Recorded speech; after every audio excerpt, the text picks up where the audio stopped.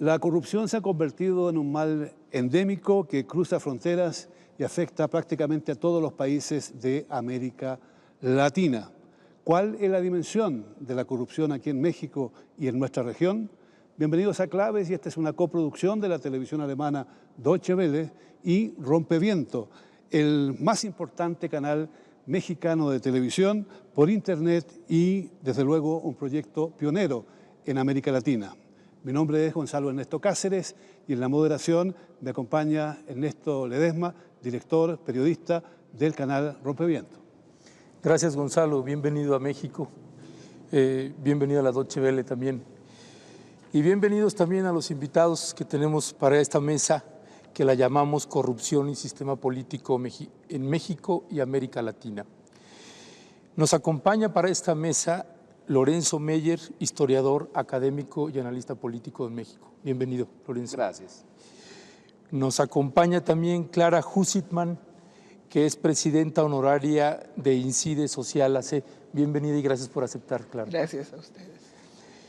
Nos acompaña Mario Torrico Terán, que es boliviano, coordinador de la Maestría de Políticas Públicas Comparadas de la Flaxo México. Bienvenido, gracias. Muchas gracias por la invitación. Gracias. Y nos acompaña Rodrigo Salazar, argentino, coordinador de la Maestría en Gobierno y Asuntos Públicos, también de la Flaxo México. Bienvenido. Gracias por la invitación. Gracias también de mi parte. Y la mayoría de los países de América Latina sufren graves casos de corrupción que ponen en aprietos a gobiernos, partidos políticos e instituciones. ¿Cuál es la dimensión que está alcanzando la corrupción en nuestra región y cómo afecta esta particularmente a México? ¿Cuál es su impresión al respecto? Particularmente a México hay que señalar que tiene siglos de existir y podemos ir a la colonia y encontrarnos algunos virreyes que son notables por su corrupción, pero no necesariamente la corrupción afectó al sistema político. Más bien parecía haberse adaptado el sistema a la corrupción y la corrupción al sistema por muchísimo tiempo. Hay que reconocer que México fue un sistema autoritario en América Latina único, porque más o menos duró ininterrumpido desde 1916-17 hasta el año 2000, cuando creímos que habíamos avanzado a otro estadio superior, tengo mis dudas. Pero es ahora cuando la corrupción, que ha estado siempre entre nosotros, tiene un efecto, ahora sí, un efecto desestabilizador en el sistema político, y yo no sé si las élites, tanto políticas como económicas, se están dando cuenta de que eso que fue costumbre y que vivían con el fenómeno tan tranquilos, ahora ya no es tan fácil porque la sociedad misma está reaccionando y reaccionando, espero que con vigor, en relación a este fenómeno.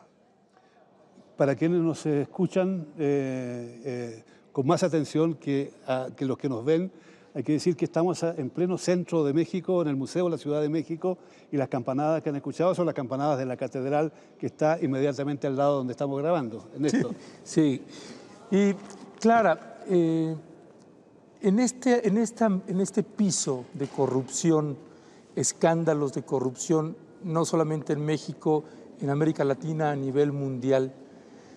Y nos lleva a esto, nos preguntábamos en alguna charla que teníamos aquí con Gonzalo, si este es un problema de sistema político o más bien es un problema de actores políticos, retomando también un poco lo que hablaba Lorenzo. Mira, yo lo que veo es que es un tema que ha permeado a muchos actores políticos. Y yo te diría no solamente al sistema político, yo lo veo también en la academia, en las instituciones académicas, lo veo en las organizaciones civiles. O sea, el permanente contacto con estos actores políticos, que son los partidos políticos, son los poderes del Estado, interactuando con el mundo de la academia, con el mundo de las organizaciones, ha llevado también a una corrupción de las instituciones de educación superior muy claramente, hemos tenido casos en México recientes donde se muestra esta corrupción. A veces estas instituciones son utilizadas, son herramientas que se usan para realizar actos de corrupción, pero también lo digo porque es el sector en el que yo me muevo, en las propias organizaciones civiles. Hay una dependencia de los recursos públicos que va a muchos otros actores y no a lo que consideramos clásicamente el sistema político. ¿Hasta qué punto esto que podemos ver en México se aprecia con la misma claridad en países como Bolivia? ¿Hasta dónde una nación que está en medio de la belleza de los Andes y que busca su camino con mucho esfuerzo, ha sufrido también la corrupción histórica y está enfrentada hoy día también a este problema? Sin duda la corrupción atraviesa fronteras, atraviesa posicionamientos políticos, atraviesa regiones, ¿no? Tenemos escándalos de corrupción en el sur, en Bolivia, todo el tiempo, desde hace mucho, digamos, y en México, en toda América Latina, pero también podemos pensar escándalos de corrupción en países muy avanzados democráticamente, como Suecia, por ejemplo, o países de Europa, países de Estados Unidos, conflictos de intereses. Entonces, la corrupción es un problema bastante arraigado en la sociedad y en, digamos, en las estructuras políticas. Ahora, la literatura en realidad tiene serios problemas para medir el impacto de la corrupción. ¿Cuánto nos cuesta la corrupción? Porque es básicamente un fenómeno que por su naturaleza tiende a pasar desapercibido o a ocultar cosas, ¿no? Se han hecho algunas estimaciones, el Banco Mundial ha estimado que se pagan alrededor de $1 billón anuales en el mundo en concepto de actos de corrupción, ¿no? En inglés sería un trillón, ¿no? Un billón en español. Entonces, la corrupción es un problema que naturalmente está vinculado con la pobreza. Aquí sí hay una relación estadística probada una y otra vez. En los países más pobres es donde hay mayor corrupción, ¿no? Que tiene que ver con las pocas oportunidades que tiene la gente. Entonces, naturalmente, ahorita que Clara hablaba de las instituciones, pues la gente en la academia hay menores opciones. La gente en otros órganos de la sociedad hay menores posibilidades de empleo y de desarrollo. Entonces, básicamente, en países más pobres hay mayor corrupción porque las oportunidades son menores, ¿no? Y pues pensemos en los últimos meses, pues escándalos de corrupción en países donde siempre ha habido esto, México, por ejemplo, de los escándalos que empañan el actual gobierno. En Brasil, con la empresa pública más grande del continente, Petrobras, ¿no? Han estimado en $3.000 millones el impacto de la corrupción. Incluso en países donde la corrupción no es algo que se ve todo el tiempo, como en Chile, donde hay en estos momentos un escándalo que llega hasta la propia presidenta Bachelet, ¿no? Entonces aquí podemos decir que es un fenómeno que traspasa muchos ámbitos de la vida. Sí, Rodrigo, en este ámbito, en este tópico de los altos niveles de corrupción e impunidad, bueno, es claro, México es un ejemplo flagrante del descrédito de la clase política. No hay partido político que se salve, en fin. En esa lógica también se habla que el sistema político entró en crisis. Y yo no sé si se puede entrar en crisis cuando hay impunidad. ¿Quién realmente está entrando en crisis? ¿Si la sociedad civil con esta clase política o el sistema político? Bueno, vamos a ver, vamos a definir aquí a qué nos referimos cuando el sistema político entra en crisis, ¿verdad? Crisis puede ser un término tal vez demasiado utilizado y vamos a pensar aquí en este caso muy concreto si la corrupción pone en duda los cimientos o la estabilidad, como decía el profesor Meyer, del sistema político democrático. Esto es importante porque en México la democracia es un fenómeno relativamente reciente y de hecho ya el periodo, como puro fenómeno de competencia electoral, ya la duración que se ha tenido pues desafía la experiencia histórica previa en México. Entonces es importante hasta qué punto la democracia y la corrupción son incompatibles. Hay una parte de la corrupción que tiene que ver, digamos, pues con la propia naturaleza humana, ¿verdad? Es decir, si yo dejo una persona a cargo de cuidar mucho dinero que no es suyo y no hay consecuencias, lo más probable es que lo tome, ¿verdad? Sobre todo si no hay consecuencias. Aquí está la impunidad para su enriquecimiento, que era lo que veíamos, pues, la corrupción más tradicional, ¿verdad? La historia, la histórica, la que viene de la colonia, etcétera, etcétera. Se sirven con la cuchara grande. Y es también la que correspondía a nuestro pasado inmediato de régimen autoritario, ¿verdad? Dicen, ya llegué, este puesto es mío, ¿verdad? El patrimonialismo, el Estado es mío y me sirvo. Pero hay otra cuestión que es propia del sistema democrático y lo pudimos ver en Brasil en los últimos escándalos de corrupción, me refiero a Brasil porque fue un poco abierto, se ventiló mucho, ¿verdad? En los que participó, estuvo involucrado Cardoso, después Lula y ahora Rousseff. ¿Para qué se hizo esta corrupción? Para dos cuestiones, para pagar votos de opositores en el Congreso, es decir, para sacar mayorías en un contexto de división de poderes. Estos son democracias, ¿verdad? No tienes la mayoría, son opositores, hay que comprar votos. Esto le pasó a Cardoso, le pasó a Lula. Bueno, no les pasó, lo promovieron. Y la otra, comprar campañas, ¿verdad? Ganar votos, no de legisladores, de los electores. Es caro, las campañas son muy caras e invertir dinero, al menos se percibe, da una ventaja competitiva.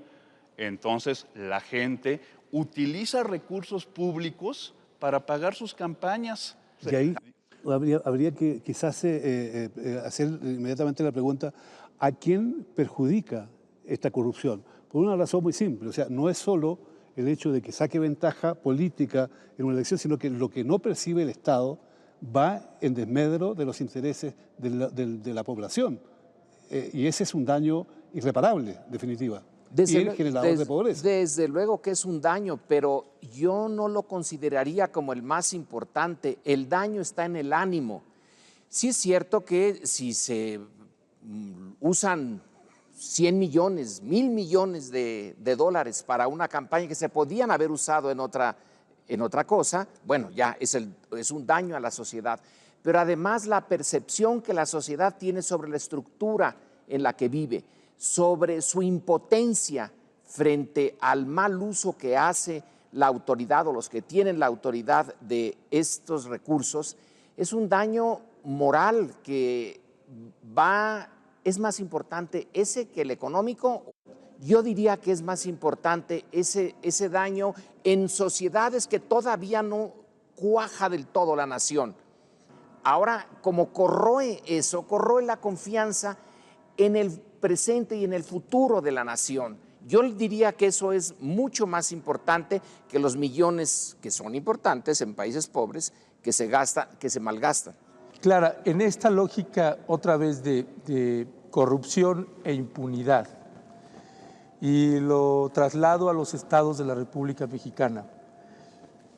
Y en México prácticamente no hay estado que se salve de haber padecido a gobernador tras gobernador tras gobernador.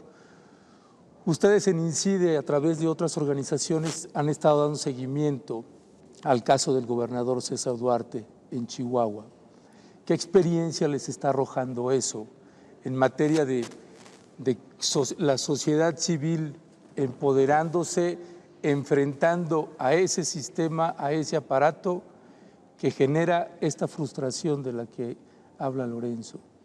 Bueno, mira, hay varios gobernadores que decimos ahora que son virreyes, o sea, con el proceso de descentralización tan fuerte que hubo de las funciones del gobierno federal hacia los estados y la transferencia más grande de recursos hacia los gobernadores estatales, estos se han convertido en verdaderos virreyes.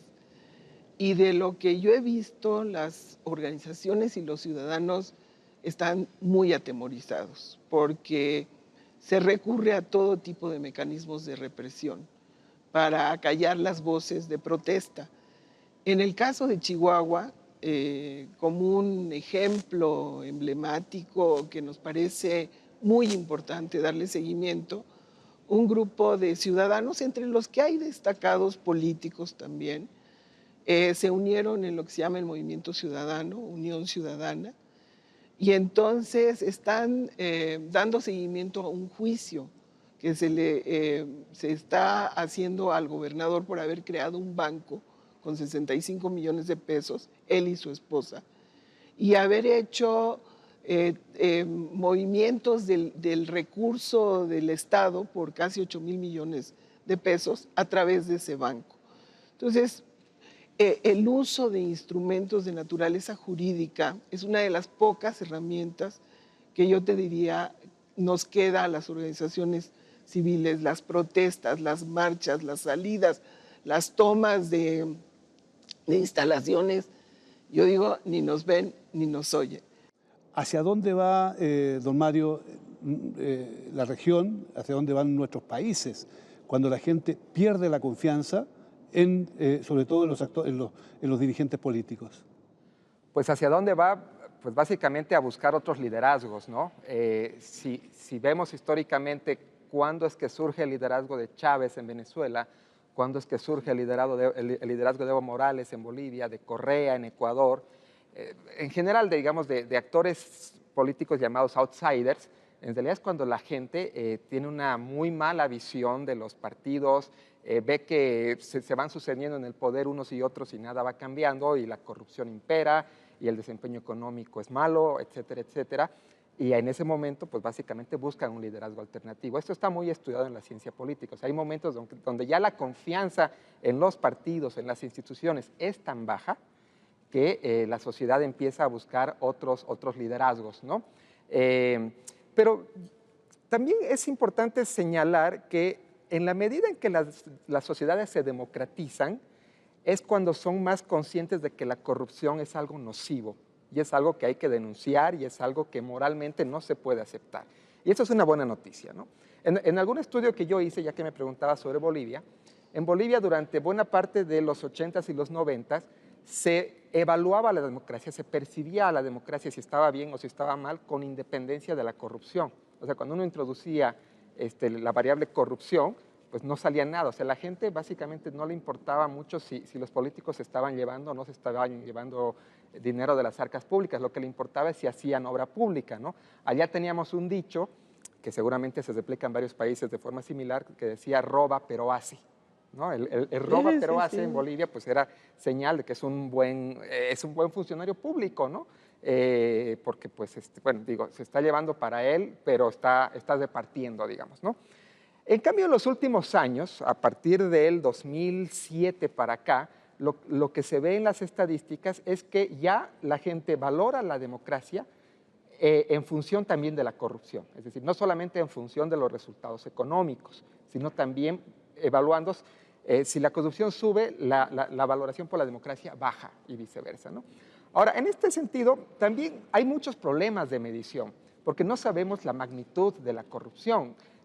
En particular, yo no sé si en este momento hay más corrupción en México o menos que en el pasado. Lo que sé es que hay más escándalos que en el pasado, ¿no? Y esa es una buena noticia, ¿no? Es una noticia por lo menos de que con todas las dificultades que hay mayor pluralidad en los medios de comunicación que antes, ¿no? No es la ideal, no es la que quisiéramos, pero hay más que antes. Y en esto la literatura es clara. Un requisito para que la corrupción baje es la libertad en la prensa, la libertad en los medios de comunicación. Sin ese componente va a ser muy difícil que la corrupción vaya bajando. Y eso me lleva a la siguiente pregunta, Lorenzo, que tiene que ver, claro, con el caso de Carmen Aristegui, pero no solamente con el caso de Carmen. Hay periodistas desaparecidos, asesinados. Del 2000 a la fecha se han documentado más de 100 periodistas asesinados, más de 20 desaparecidos. En el periodo de Peña Nieto se han cerrado prácticamente las puertas a diversos periodistas críticos al sistema. En enero, el 27 de enero, se dio el carpetazo al caso Ayotzinapa con los escándalos de corrupción precisamente que había develado la periodista Carmen Aristegui. Con el caso de la Casa Blanca se nombró un nuevo secretario de la Función Pública, que sí, que eso es lo que generó para mucha gente, pero bueno, lo hacen.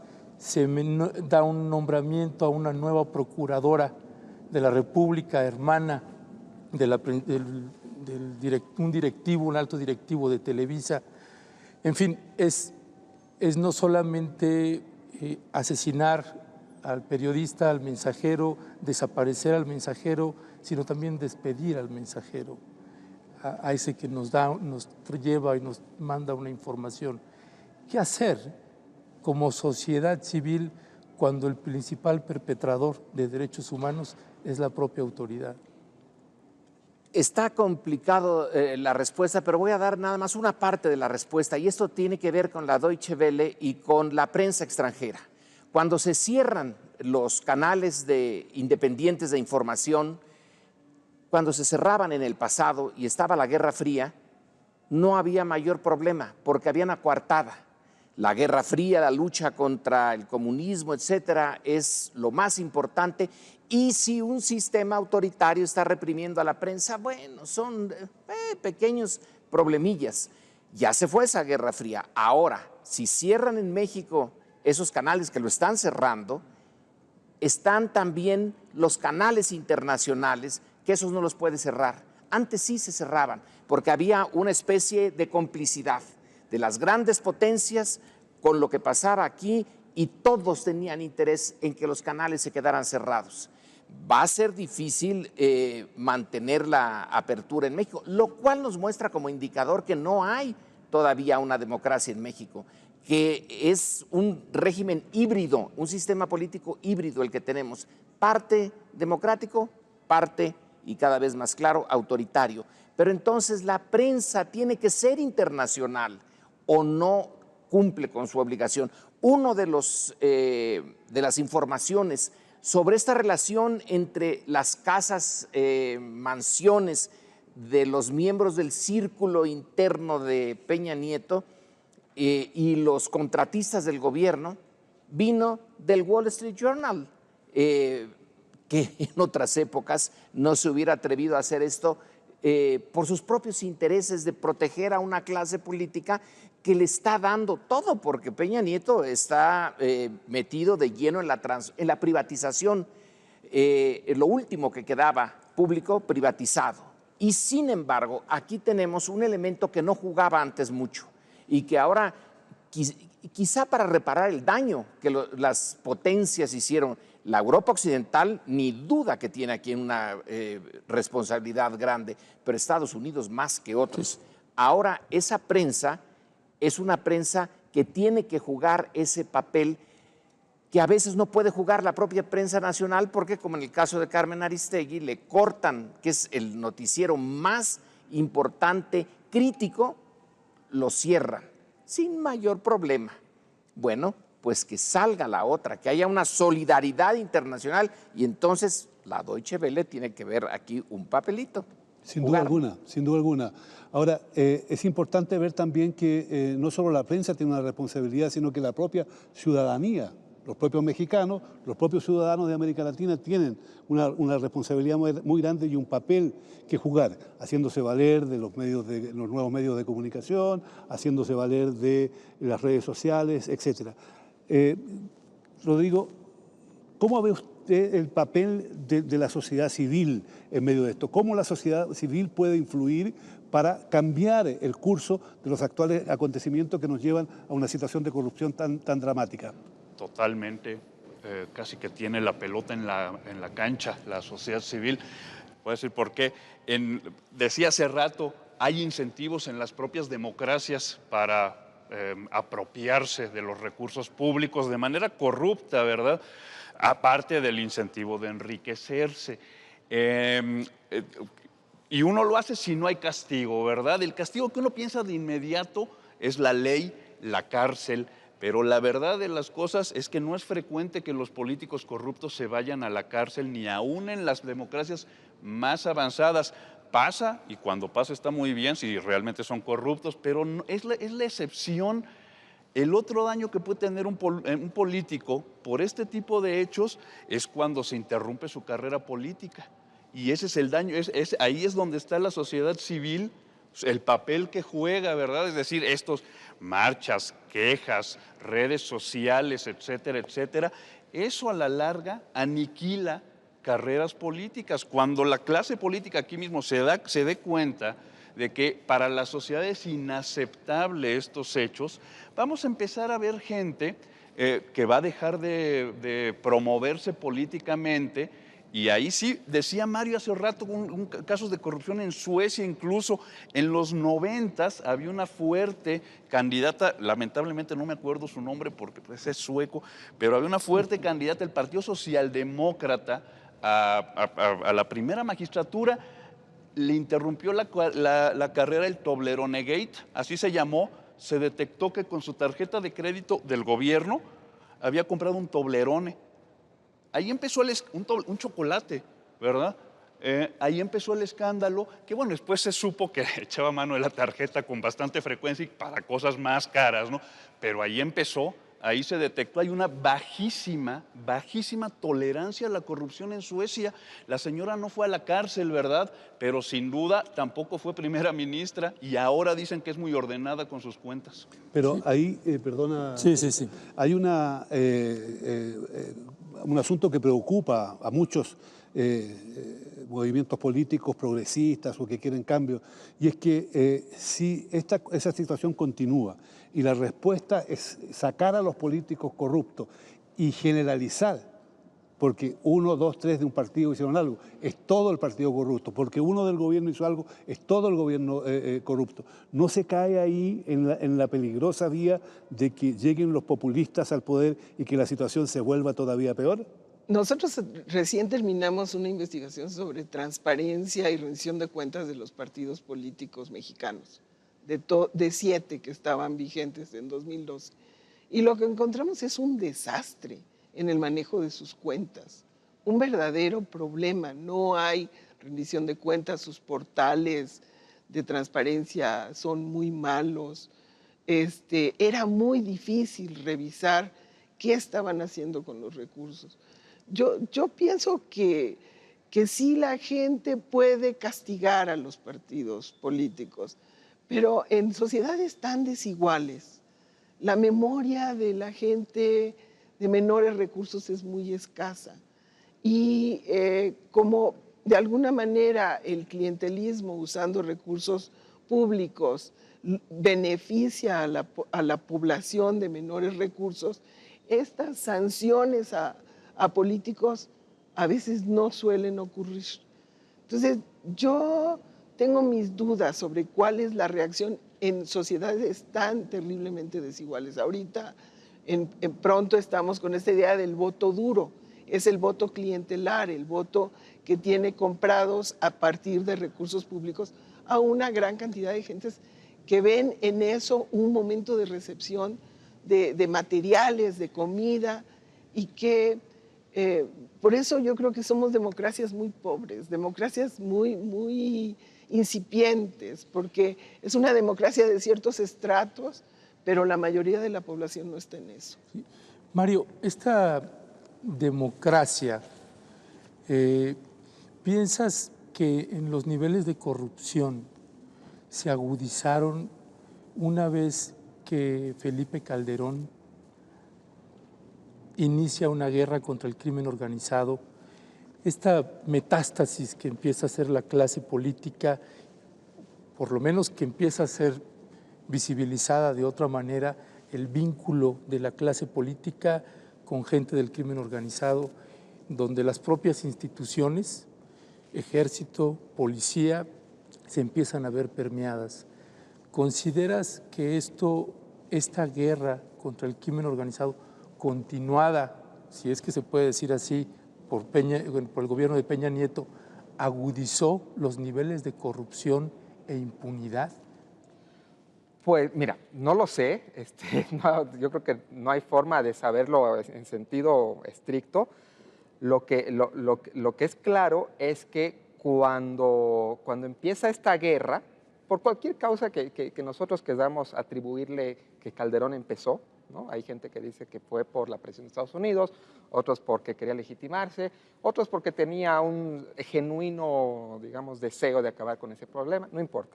Pero cuando empezó esa guerra, lo que sí se vio fue la metástasis. Es decir, el problema venía desde antes. O sea, digamos, las instituciones estaban completamente infiltradas, incluso esto llegó hasta el asiedo, no sé si se acuerdan, que salían funcionarios, salían generales, salían, bueno, y después en los estados empezó a verse cada vez más esto. Cuando la federación empezó a meterse en los estados, a luchar contra los carteles en los estados, pues salía que claramente estaban coludidos, ¿no? Que esta línea divisoria entre digamos, la autoridad estatal, la autoridad municipal y el narcotráfico como que era, se diluía, ¿no? Entonces, yo no sé si en realidad el problema se agudiza a partir de la guerra de Calderón. Se empieza a ver de forma más clara, ¿no? Es, digamos, una analogía con... A ver, preguntémonos, ¿dónde hay más violaciones a los derechos humanos? ¿En Corea del Norte o en México? ¿No? En Corea del Norte, pero allá no se denuncia, ¿no? Y en México sí hay muchas, pero sí hay denuncia, ¿no? Entonces, también tiene que ver con eso. En el momento en que empezamos a ver, en que podemos ver un poquito, en que la federación se mete, en que también los medios de comunicación voltean a ver a los estados, voltean a ver a los municipios, pues se ve que en realidad hay una realidad muy dura, ¿no? Que la vida de la gente es muy complicada, que hay municipios enteros tomados por estas fuerzas. No sé si se acuerdan cuando atrapan al Chapo Guzmán, en varias ciudades de Sonora sale la gente en protestas para que lo liberen, porque él daba servicio social casi, ¿no? Y muy buena parte de servicios Colombia públicos. con Escobar, parecido. ¿Perdón? En Colombia con Escobar es algo similar. En Colombia con Escobar, en Bolivia con el rey de la cocaína también pasaba. O sea, ellos inclusive eran queridos por su comunidad. Pablo Escobar era muy querido en su comunidad, ¿no? Entonces, repito, no sé si el problema se agudiza, pero sí se empieza a ver de forma más clara hasta dónde llega el narcotráfico. Yo creo que todavía a día de hoy no lo sabemos bien en México. No lo Pero sabemos. podemos suponer que es mucho peor de lo que realmente ocurre. Entonces, ahí hay un asunto que quizás valdría la pena, don Lorenzo, que lo miremos. ¿Cuál es la relación, cree usted, que tiene el narcotráfico con la política en México? ¿Y cuál es la relación que puede existir entre el narcotráfico y el deterioro de las democracias hoy día en América Latina? Voy a tomar una tesis de Luis Astorga. Es un catedrático de la UNAM, que es uno de nuestros expertos en el tema. Acaba de reeditarse su libro sobre la historia del narcotráfico en México, una historia de 100 años. Él tiene una hipótesis muy clara, muy sencilla.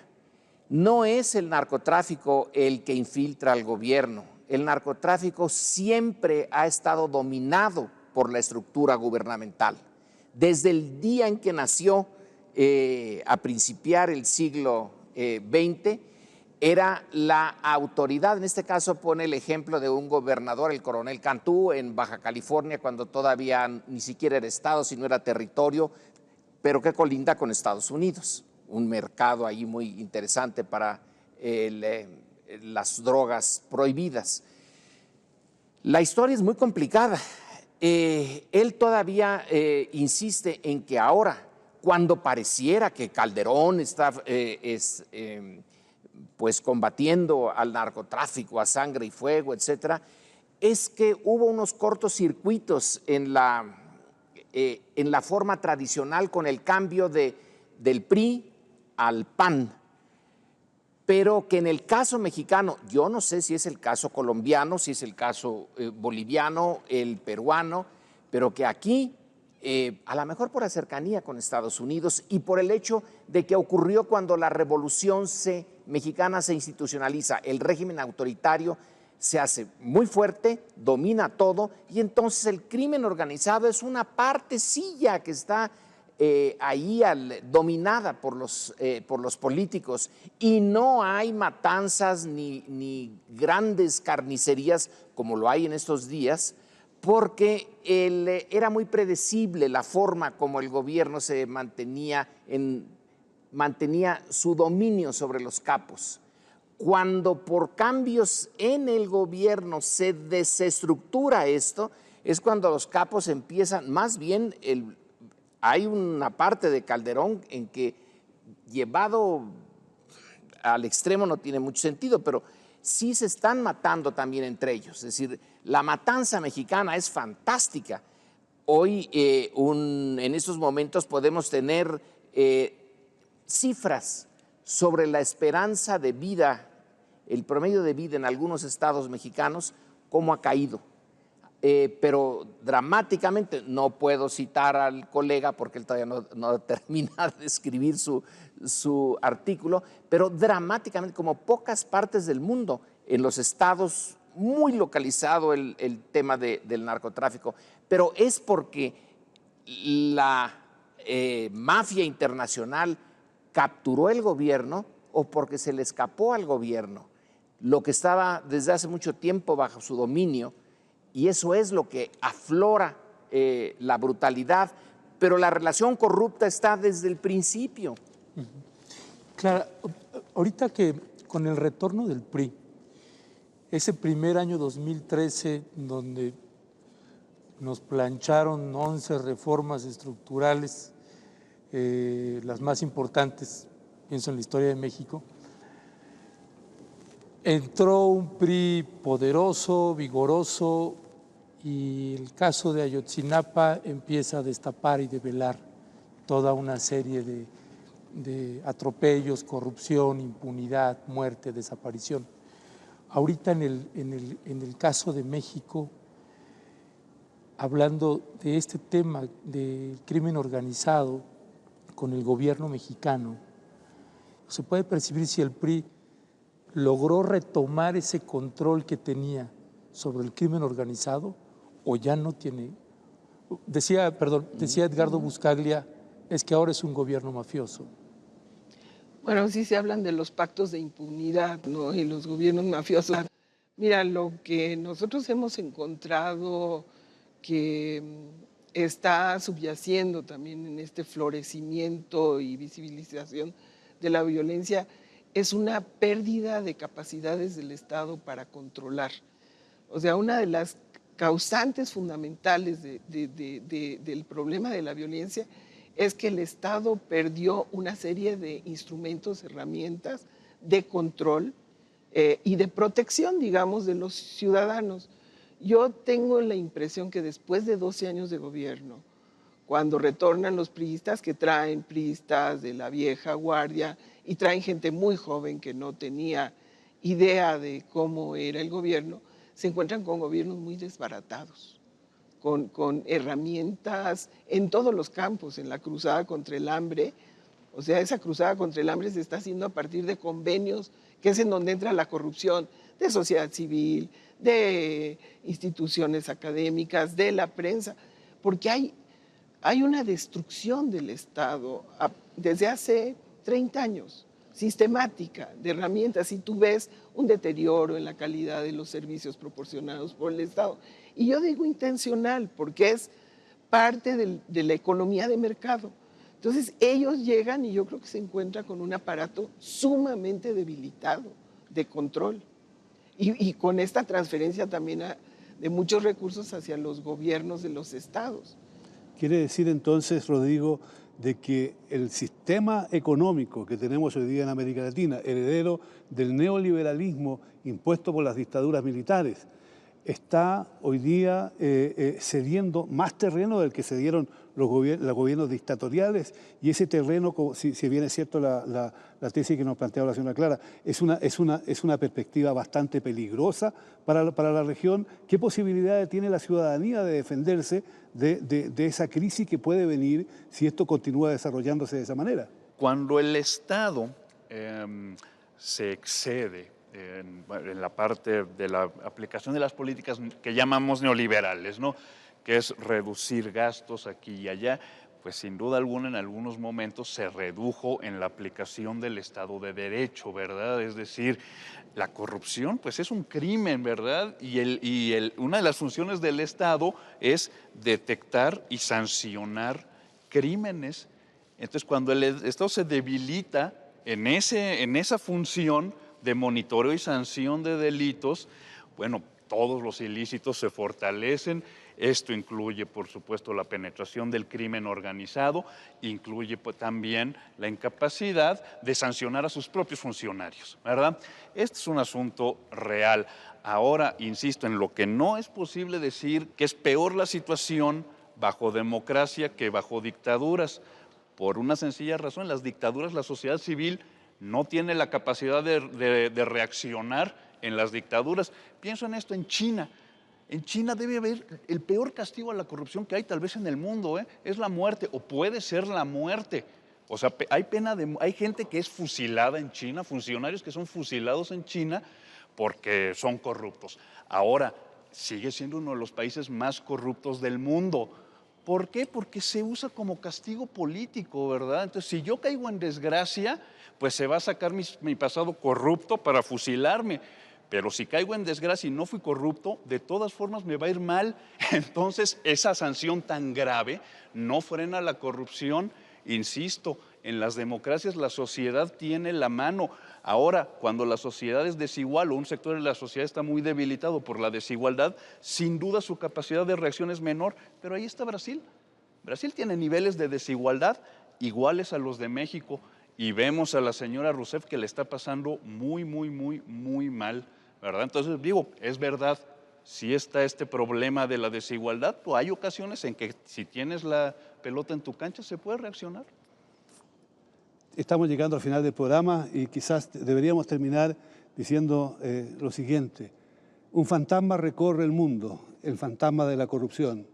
La mala noticia es que será muy difícil ponerle fin a menos que la sociedad civil y que todos nos organicemos para hacerle frente. Pero cuidado, las cosas no son fáciles ni se pueden hacer a la buena de Dios.